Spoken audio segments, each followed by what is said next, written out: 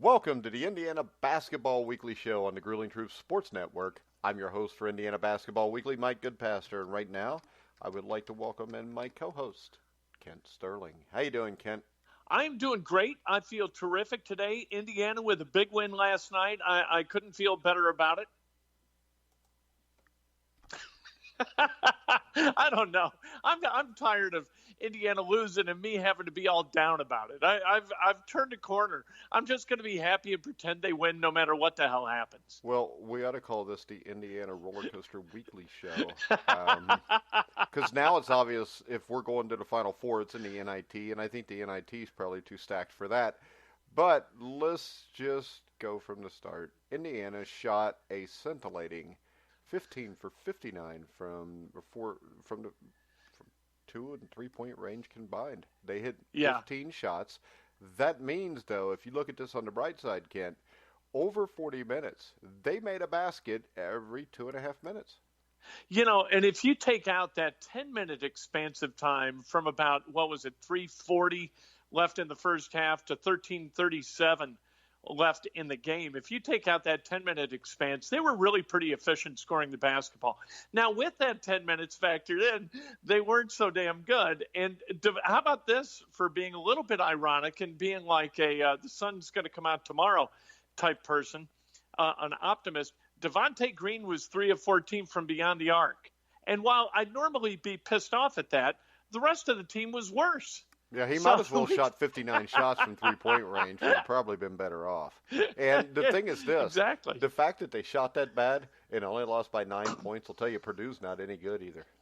No, they're not very good. And last night, they didn't, like you said, they didn't shoot well. I didn't think they did anything well other than defend. And both teams really did okay on the defensive end. Yeah, but the thing that worries me there is Indiana was stopped because lately they've been dependent on getting the ball to Trace Jackson Davis in the block, and the Boilermakers trapped the post every time the freshman big man touched the ball, and Indiana had no answer for that. And I don't know how you cannot have an answer for that as a coach. Well, you know, you would think that Trace Jackson Davis, having played 4 years of basketball for Zach Hahn over at Center Grove High School, would have learned that when the double comes, you got to kick to where the double came from. That's pretty rudimentary basketball, especially in the state of Indiana. But that's not what happened. And maybe that's what Archie Miller and Bruiser Flint were screaming at each other on the bench about, which was that was the high point of the game for me, watching those two guys kind of scream at each other. Bruiser sort of give in and then went right back at Archie for another serving of, yelling. Yeah, but that's not a good thing. Well, you know what? I don't know what their relationship is. It might be kind of tempestuous. They might yell at each other all the time, and they just happened to get caught on camera yesterday. I'm not sure. Normally, like if that was LaVall Jordan and Jeff Meyer on the Butler staff yelling at each other, I would think, holy hell, this entire thing is about ready to come down, because those guys are not wired that way. Yeah. Now, with Bruiser and Archie, I don't know. But the thing is this. If you've got coaches screaming at each other, I don't think that's a good thing for your team overall. Well, unless they do it all the time. But if they do it all the time, that would show us why they suck.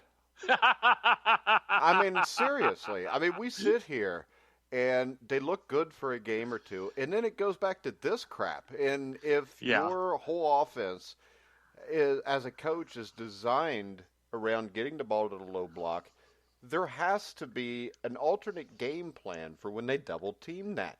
And I'm sorry, but I'm pretty sure Trace Jackson Davis knows to get rid of the ball, and if he doesn't, whose fault is that?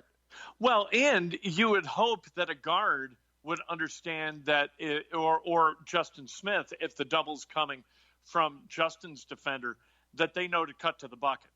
Like if the double comes from the weak wing, then that weak wing's got to cut to the basket, and Trace has to know reflexively to get the ball to that guy.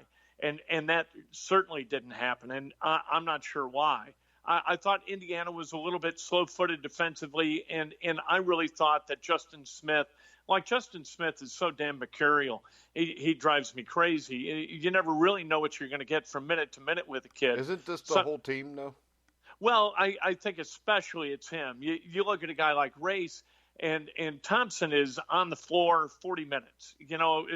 Whatever number of possessions he's playing, he plays all of them hard. I think Al Durham plays hard almost all the time. I think Finney is maybe a little more selective, but not much. And then Justin Smith, man, sometimes he just goes bye-bye. And on the offensive end, he stops cutting. And on the defensive end, especially in transition, he'll just kind of lope in transition, and guys go get buckets because he doesn't sprint. So that's coaching. Yeah, you would think, right? Because certainly nobody's being held accountable. And while Archie is certainly willing to scream and yell at Bruiser Flint, what he does with the players kind of is just clap maniacally and try to, extol them toward better effort. And at some point, you just got to say, look, get the hell out of here. You are not worthy of wearing this uniform, so we're done with you. And this generational thing where people say, oh, you can't treat young people like that today, that is utter nonsense. Young guys want to be treated like that. Young guys want to be held accountable, and they want those around them to be held accountable. And why these guys aren't being held accountable, at least during games, I flat out can't explain. Well, and the other thing I can't explain is why I'm looking at this box score, and it shows Race Thompson played 21 minutes. Yeah, right. No, I completely agree, unless it's a matter of he's got to be fit by now, right? I mean, how long does it take to get fit if you're 21 years old? When I was 21 years old, I could go run, I could run a mile in 5.5 minutes. Kent, I don't want to hear it. When you were 21, you don't even remember that far back. Well, that's what kind of an insult is that? You've turned. Well, I don't remember being 21. Hell, that was 51 or 30 years ago for me. Yeah, I remember being 21. I remember being 14. I remember everything. This is what makes me a compelling conversationalist. That's because you've never been hit in the head, Kent. No, that's true. All right. You may have been dropped on your head, but you weren't hit. So, yeah, when I see Race Thompson playing 21 minutes and Devontae Green playing 24 and Joey Brunk playing 14, and Joey Brunk had 7 rebounds, it wasn't his worst performance, but he would have to play really bad for it to be his worst performance. I just see here that Race Thompson, I thought the whole key to this team the last 4 games was Race Thompson and Trace Jackson Davis together, and Trace Jackson Davis only played 30 minutes. Yeah, and I can't explain that either. And it seemed like he was coming off the floor and going back on fairly often.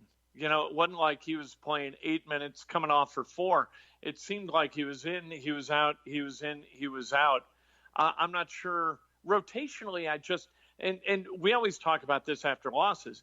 I just didn't get it because what they did initially, they did pretty good work feeding the post. And then with about 15 minutes left, as used to happen, or as happened before Indiana kind of won 3 of their last 4 prior to last night, Devontae Green came in the game and the ball stopped. It just stopped moving. The guys stopped cutting. Everything got stagnant. And from that point on, scoring was an absolute chore. And I think that these guys just don't collectively understand how to function with one another on the floor. And that's problematic. You can't have that. All right. So now Indiana's 18-10, 8-9 in the Big Ten. They go to Illinois next. Yeah. I think Indiana and Purdue are both in trouble. And from watching them play last night, I could see them both lose out, no matter who they play. Indiana's going to lose to Illinois. They're going to beat Minnesota, and then it's going to come down to the Wisconsin game. And Purdue, I think, is Wisconsin. No, I don't think so. Yeah, I think Wisconsin just went in and beat Michigan. Wisconsin's well coached. Yeah, I think we'll see. Indiana, I think, is going to beat Wisconsin at Assembly Hall. Purdue's going to lose, I would guess, to Iowa at Iowa, and then they come back and finish up at home against Rutgers, and they're going to win that game because Rutgers just flat out sucks on the road. They're terrible on the road. Yeah, They've so got one road win. Purdue has to win their last 3. I mean, right now they're 15-14. I mean, if they lose one of those last 3 games, they're going to be 16-15. Unless you win 2 or 3 games in the conference tournament, which I don't see either one of these teams doing, I think Purdue's done. I think it depends on the net. I don't even think it's going to be hard to put a 16-15 team in the NCAA tournament, no matter what their net is. I think it depends on what the selection committee looks at. You know, their non-conference schedule was relatively tough compared to an Indiana. Well, that's not saying much, Ken. I don't think they're going to lose both of the remaining games. I do think that if they lose one, they got to get some work done in Indianapolis.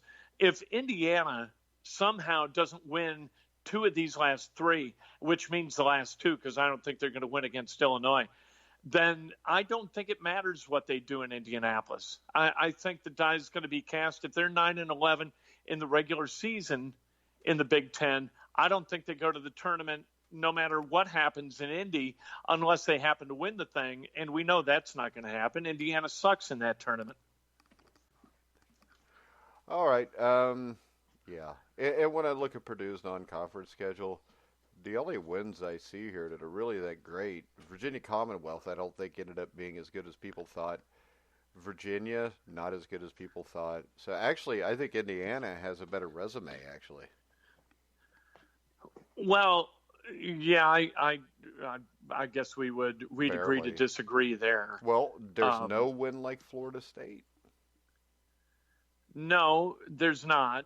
But what they did in the non-conference, they were playing against teams like Texas in the top 100, Marquette, top 30. They lost to Florida State in overtime. They were 17. Virginia in the top 50. They played Butler. They play, that non-conference schedule was really pretty good. Chicago State was an awful opponent. Jacksonville State and Central Michigan too. But Indiana's non-conference was just really bad. I mean, Western Illinois, Portland State, North Alabama, terrible. Troy, Princeton, South Dakota State, Louisiana Tech, not terrible. But that non-conference slate, Notre Dame outside the top 50, Arkansas at 43. I mean, nothing was other than Florida State was too terribly impressive. At least, I guess this is style points as much as anything else because the results weren't great. But at least Purdue manned up and said, we're going to play somebody for God's sake in the month of November. If you don't beat any of them, does it matter? Well, I think they won some of those games. I mean, they haven't lost every game they played. They beat Wisconsin, VCU. Green Bay. They beat Virginia. Texas. They lost to Marquette. Yeah, but Virginia's not that good. Virginia's struggling to get in right now. But those weren't. I know what you're saying. But an overtime loss to Florida State on a neutral floor, a 4-point loss against Texas. There were. Again, I think we're talking about style points as much Texas as anything else. Texas may not be in the tournament either. No, he's got problems. Yeah. Shaka's got problems. Shaka may be goners. Yeah, so I don't think either team belongs in the tournament. Watching them, I don't. And then you get to Butler. I mean, this is a show about Indiana University, but from the state of Indiana, it's theoretically possible that you could get shut out entirely again, and that should never happen. If Butler doesn't beat DePaul and St. John's, I don't know that their resume is terribly compelling. Well, at least with the Big East, there's not 300 teams in the conference, so they may get a chance where if they win 2 games, one of those games might be over a Providence, a Villanova, or a Seton Hall, or a Xavier, which in the tournament, yeah. So right. I think but the problem with Purdue and Indiana is, I think even getting a win in a Big Ten tournament is going to be rough unless one of them can drop into that Final Four and play tomorrow. Indiana has been shockingly bad historically in that tournament. Yeah, just it's because awful. They've been historically shockingly bad since the Big Ten started playing that tournament. But really, even in 2013, I don't even know what they did, but I know it wasn't good. In 16, when they won the Big Ten, I think they lost on Friday. You don't even see what like Tom Crean's record in that tournament is as you look it up on Wiki, because Indiana didn't play enough games during his 9 years in the tournament to qualify, which means they lost almost every year in the first round. Yeah, I remember them going, I think they went to the championship game once in the early part of the 2000s and got beat, but they've never won the thing. Their record is really only similar to Northwestern's.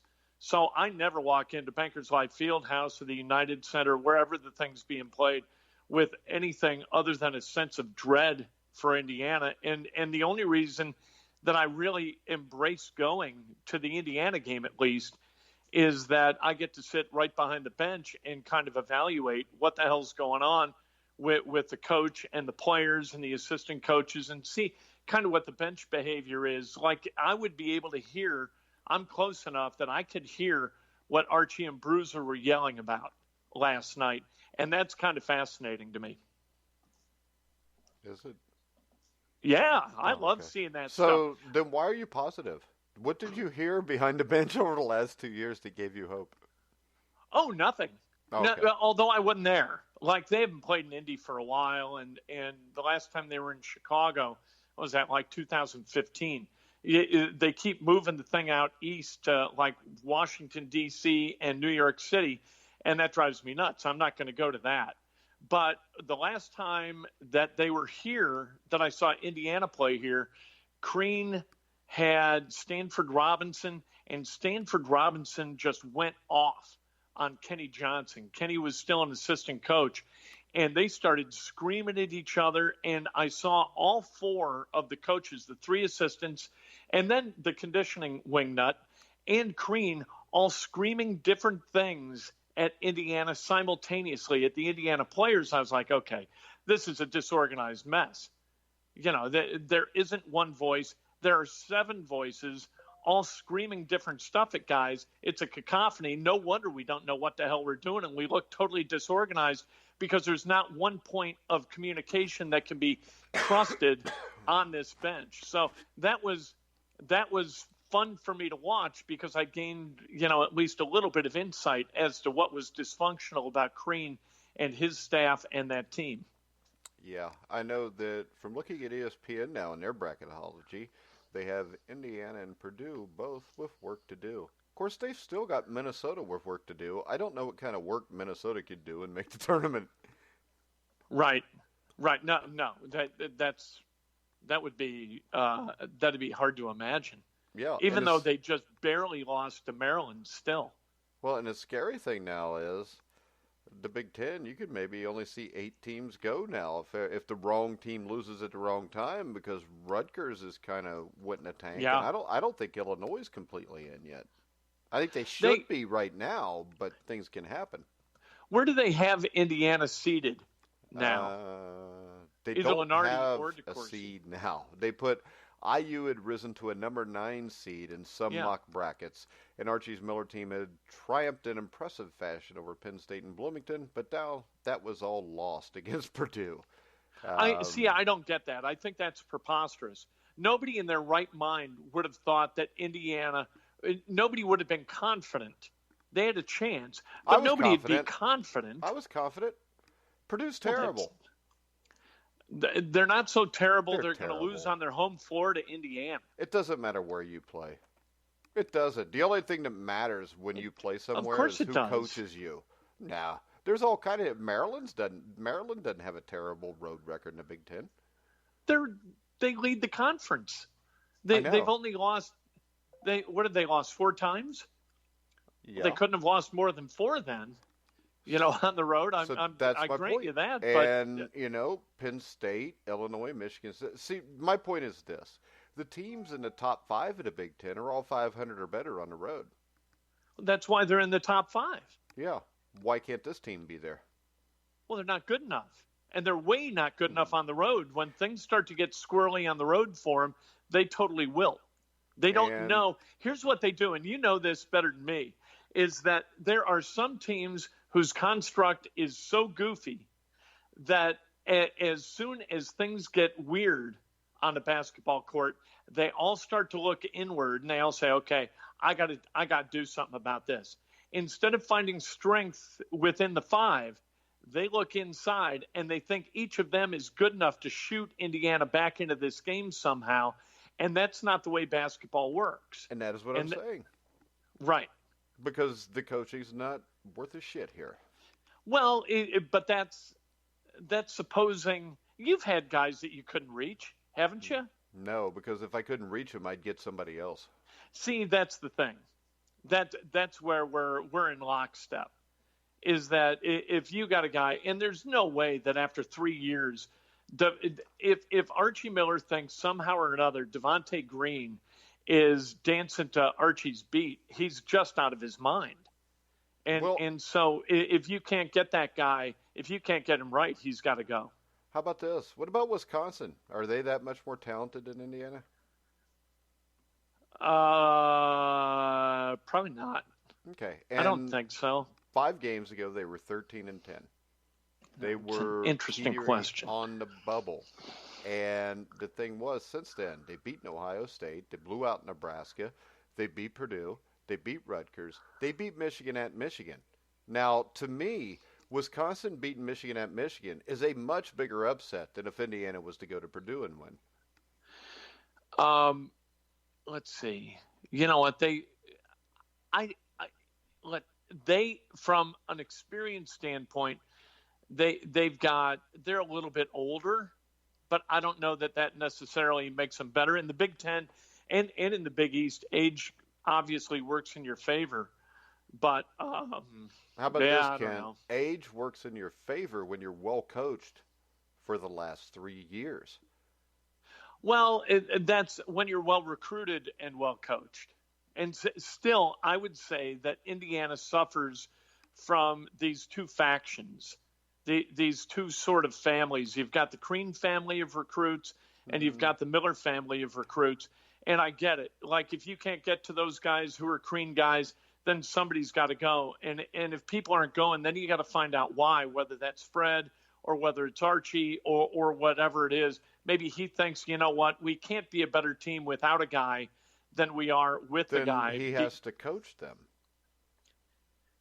And right. I don't care if it's a Crean guy or not. If you're a really good coach, you can get through. You can get people to do what you want them to do. Or the guy's got to go. Yeah. There are some guys that you can't. Here. So, once again, all I see is they talk about all these great recruits coming in. 2 years ago, we heard the same thing. Last year, we heard the same thing. This is going into year 3 with pretty much, it's going to be all Archie's recruits. This team, I mean, there's not a whole bunch of guys that weren't Archie guys here, were there? Yeah. I mean, you got Devontae Duran. Duran doesn't play but 8 minutes a game. You got Durham, but he's still there. You've got Durham, and you've got Justin Smith, who are directly recruited by Crean. And then you've got the class that, let's see. See, I'm getting lost in the mat. No, Smith and Durham came in as freshmen with Miller, but they were recruited by Crean. And that's also true with Race Thompson. But I love Race Thompson. So there's one place where, you know what, you do have something with that kid. Well, I mean, the thing is, Demezy Anderson, has he been a success or failure so far? Oh, God, no. That's been terrible. Whose guy is that? He'll transfer almost certainly. Whose guy is that? Yeah, that's Archie. I don't know. I can't explain that one. Joey Brunk. He went from being a good shooter to being a terrible shooter. Yeah, Joey Brunk. Yeah, Joey. Well, you needed size. I mean, what were you going to do? Okay. Where would they be without? Wait a second now. Do I need size if size is not productive? Well, at least you can see the Big Ten's so weird. The Big Ten is unlike any other basketball organization in the country, right? They play traditional 5-position basketball, and that's not, nobody else does that. So if you don't have size, you're going to have real trouble matching up with guys. And at the very least, you get a couple of fouls out of Joey and maybe a couple of putbacks, and you hope for the best. Yeah, I get it, though. I'm sure he's as disappointed as anyone else. Yeah, Deron Davis was Archie, or was not Archie's. Al Durham. Right. He's been there all 3 years Archie's been there. Right. But Armand not chosen Franklin. by Archie. It doesn't matter. He chose him because he kept him. Well, I see what you're saying. Well, we don't know that. What we don't know is where the edict is coming from. So what you're saying is Archie has no spine. No, what I'm saying is that maybe, Archie could say, Fred does not like creening, right? Fred does not like people being told to get out. If they were at some point, if they were sold a bill of goods to come to Indiana, play basketball, and study, and all of a sudden it was decided that the kid didn't belong at Indiana anymore, that's the fault of the coach, right? Yeah, because be he Archie recruited Miller, the wrong he's guy. Keeping him. I mean, I just, this is the thing. If I'm Archie Miller, I just tell him, no, I quit. Yeah, right. Well, I mean, seriously, I would. I've done it before. How much money you got in the bank? I've done it before with no money in the bank. Because this is the thing. I'm never going to have money in the bank or as much as I could. And the thing is this. Life ain't about money in the bank.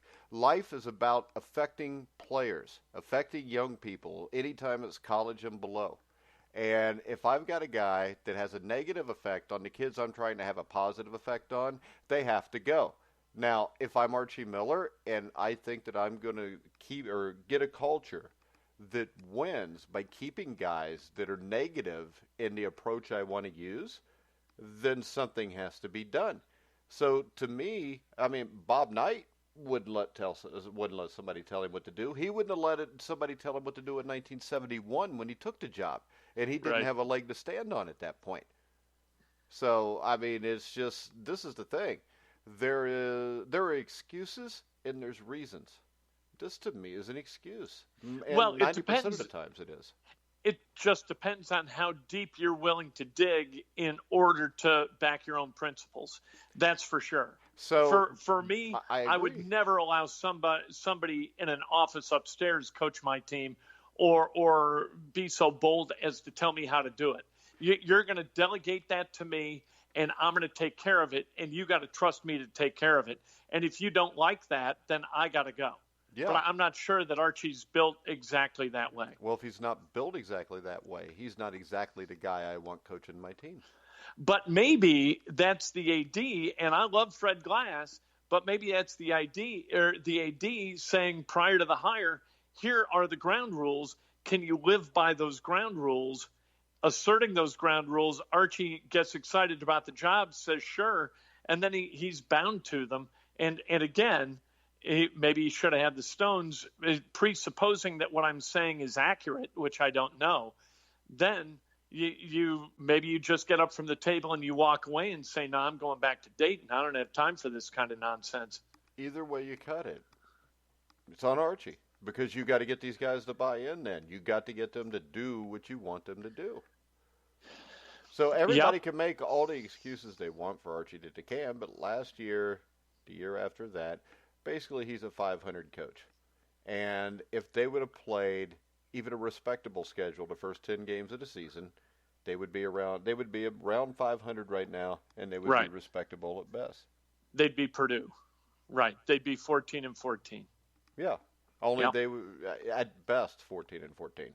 Because if they play Purdue's schedule, Marquette's going to run them off the court. The Florida State thing was an anomaly. Devontae Green got hot. I mean, and the thing that worries me is this. Every game we see where they're successful is somebody gets hot. It's an anomaly. The one time where it looked like maybe things were switching was Maryland, but they fell apart. And to me, they've never recovered. And also to me, if you're 3-7 or 2-7 on the road in your conference, you don't belong in the NCAA tournament. I don't care what you do at home. Yeah, because they're only 2-7 on the road because they played their first freaking 12 games at home. And that's what they do, right? Yeah, and that's not what they used to do when they wanted to be a great team. And it's what I brought up to you when we talked about the schedule. It sounds great to rack up all those wins early, but in the long run, if they end up 19-13, and Purdue is 16-15, Purdue's got the better resume. Yes, right. And Purdue's beat them twice, so Purdue's probably going to grab that spot over them. And they should. Yeah. I mean, you can't be in Indiana. Even Indiana fans can't look at Purdue and say, we got a better team than you guys. I mean, the evidence is stacked way too high in the opposite direction. So yeah, because they beat our ass twice. It's really hard to get past that. Exactly.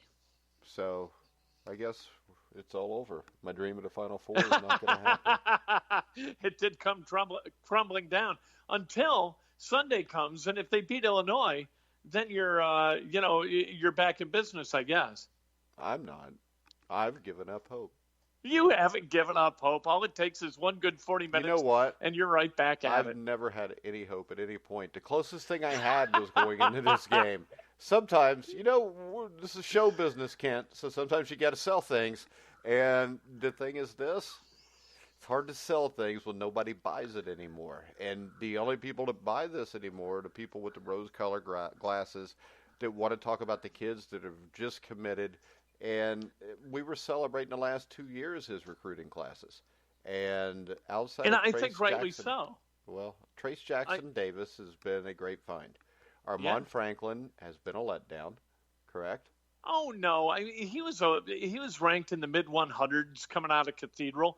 He was a guy where if you got any kind of contribution from him as a freshman, that was going to be a really good thing. He's always been a 4-year guy. As a junior, he's going to be a hell of a contributor. He's going to be fine. You're not going to find. We're not going to get a lot of Trace Jackson Davises or even a lot of Romeo Langfords.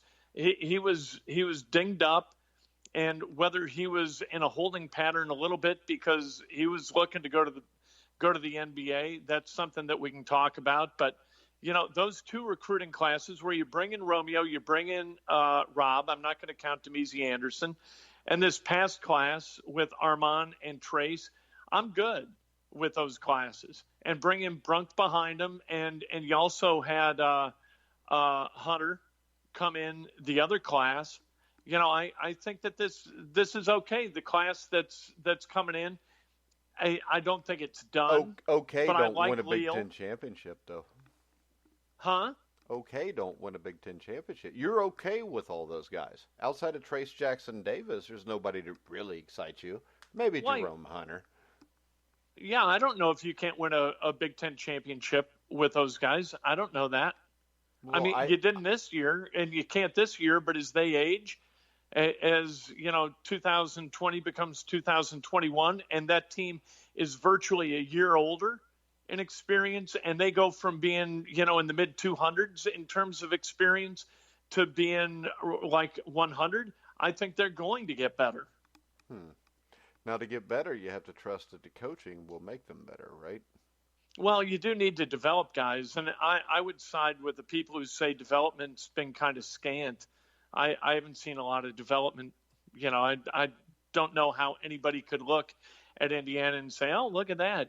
This guy, development I look at, let's say Matt Painter, okay, where you had guys like Etwan Moore and Juwan Johnson, and this goes back almost a decade, but in fact, it does go back a decade. And you see, this stair-step level of improvement year over year. You say, wow, these guys are developing. You see it at Butler, too. Guys like Kellen Dunham, Roosevelt Jones developed over time. Sean McDermott came to Butler. And I really wondered when he came from Pendleton Heights, I was like, what the hell is he doing here? Like, how's that skinny kid going to compete? And you know what? Not only has he competed, he's won. So, those programs develop.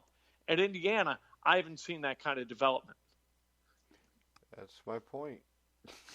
Maybe you got to retool the staff. Maybe there is something wrong, some kind of fissure between Bruiser and Archie. Tom Ostrom is a really good recruiter. From everything I hear from guys who are in the recruiting business, they love Tom Ostrom as a recruiter. I don't know what Mike Roberts does. That's ignorance. That's not me casting judgment on him. I just literally have no idea what he does. Is he a good developmental guy for bigs? I don't know. Yeah, hadn't been so far. But all right, this show was a lot of fun. They play Illinois Sunday, so what time is that game? That is at 2:00. Well, you want to do the show after the game? It'll be a lot of Let's fun. do then, that. too. Let's All do it right. and yell at each other some more. At least Lou Henson and there ain't yelling. I don't care enough to yell anymore. Jeez, I'll tell you. This Bob is Knight just... was at Assembly Hall last night for a women's game. How about that? Really? Yeah, eating popcorn with Bob Hamill. Did they win? Yeah, they did, actually. Indiana's women's team's pretty good. They're playing in the Big Ten tournament here in Indy. I think coming up next weekend, and I'm credentialed for that, so I'm looking forward to it. That'll be fun. Well, they'll credential anybody for that, won't they? Well, I am. I'm also credentialed for the men's, and I'm also credentialed for the NCAA regionals. So, are you? Yeah, we're all. Are very you going proud. to the regionals? Oh yeah, I'll go to the regionals. Well, I don't we'll care have who's to get playing. together then. Let's go. Because I'm definitely going to that one. I'm credentialed, and I figure Indiana and Xavier will be playing in the regional finals. Xavier's kind of an interesting team. I'm looking forward to seeing the game between Butler and Xavier next weekend. I think that's going to be fascinating. Yeah, Xavier's pissing me off because they have plenty of talent to be a lot better than what they are. But they can't shoot free throws to save their lives. And their guard Travis play, is a good coach. the guard play's been atrocious. I know. That's why it drives me nuts. I watch Travis. I watch him break stuff on the sideline and in the media room, and I watch him bench people, and they still can't shoot to save their lives. But they play really hard, which is one thing I wish I could say about IU. Xavier, no matter how bad they play, if you saw him against Butler, Xavier was terrible in that game, but sheer will kept them within 5 points at the end of the game. You know, I was talking to Jeff Meyer last week, and the guy, he was an assistant for Indiana. He's been an assistant for Butler twice. He's now on the staff at Butler. He was at Purdue under Lee Rose, for God's sake. Gives you an idea of how long he's been in college basketball. In 1980.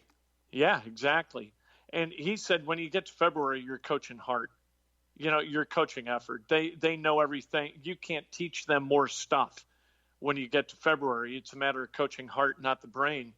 And we'll see who's got more heart coming down the stretch. Is it going to be Indiana, Butler, Xavier, Purdue?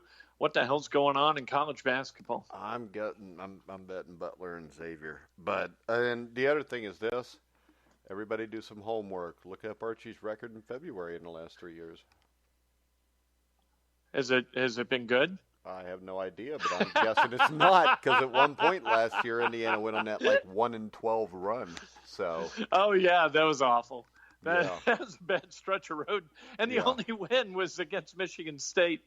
What are the odds of that? We own Michigan State's ass. Yeah, unfortunately, Purdue owns our ass now. We can look at East Lansing and thumb our nose and flip them off and tell them to go to hell, and we're confident that we know what we're talking about. But almost anybody else in the Big Ten, we got problems. Yeah. All right, Kent, tell everybody where they can find your book, Oops, which Archie Miller could write the foreword for the next one. I should have asked him. Anybody know Oops better than Archie? Go ahead. You can get it at Amazon.com or BarnesandNoble.com or Goodreads.com or really any book website. Just search Oops and Kent. You can get the audiobook, the ebook, the hardcover book. It's, I've made, as you would imagine, I've made a lot of mistakes. I write about them and what I learned from them, so people don't have to make those mistakes. Why should I be the only person to benefit from my myriad of mistakes? And then, of course, go to KentSterling.com. All things that I do aggregate there. All right, Kent, you can follow me at Grueling Truth for all my positive vibes that I have on this Indiana basketball season. And make sure you listen to all of our shows, whether it's iHeartRadio, iTunes, TuneIn, Spreakers, everywhere you can find the Grueling Truth. So for now, we're going to go ahead. We're going to wrap this up because I am doing an NHL weekly show at 4 o'clock, Kent, if people want to listen to that. Yeah, that'll be a lot of fun, too. Skate Blackhawks. Whatever. Oh, you like the Blackhawks now since they're from Chicago? You moved to Indiana, Kent. Yeah, but there's no NHL team here. Well, what am I going to do? Who am I going to? I got no choice but to stick with the Hawks. All right, you got a good point. You could cheer for the Racers. They're not around anymore, though. I remember when they were. He was a racer. Well, Wayne Gretzky was, wasn't he? Yeah. Well, yeah, for about 6 weeks or something. And then he was a student at Broad Ripple High School, I think. I think he went to Broad Ripple. Man, he could have played on that 80 championship team. But then, I forgot it. I forgot about the New Albany connection. I'm sorry I brought that up, Ken. But you didn't forget about anything. I think I did until right when I was saying it. And I'm like, dude, I really got to say this. But I think at the same time, Mark Messier was playing for the Cincinnati Stingers. Was he really? Yeah. Wow. Because I do a Xavier basketball show with Andy McWilliams, who actually used to do the Stinger games. And then later was the voice of the Blackhawks for a few years. Have you ever interviewed Barry Melrose? No. He is the best interview ever. That's like, I don't know much about the WHA, and I can talk about old-time, like NHL hockey from the 70s a little bit. But talking to him about the WHA was just absolutely, and Gordie Howe, and it was the best 20 minutes. It was so much fun. If you ever get a chance to hook up with Barry Melrose, it's well worth it. All right. I didn't like the way you said hook up, but I know what you mean. All right, guys. I don't like ladies with beards. We're going to go ahead and wrap the show up. I want to remind everybody, listen to our shows wherever you can find them. But for now, for Kent Sterling, I'm Mike Goodpaster. You've been listening to The Grueling Truth, where the legends speak. All right. Thanks, Kent.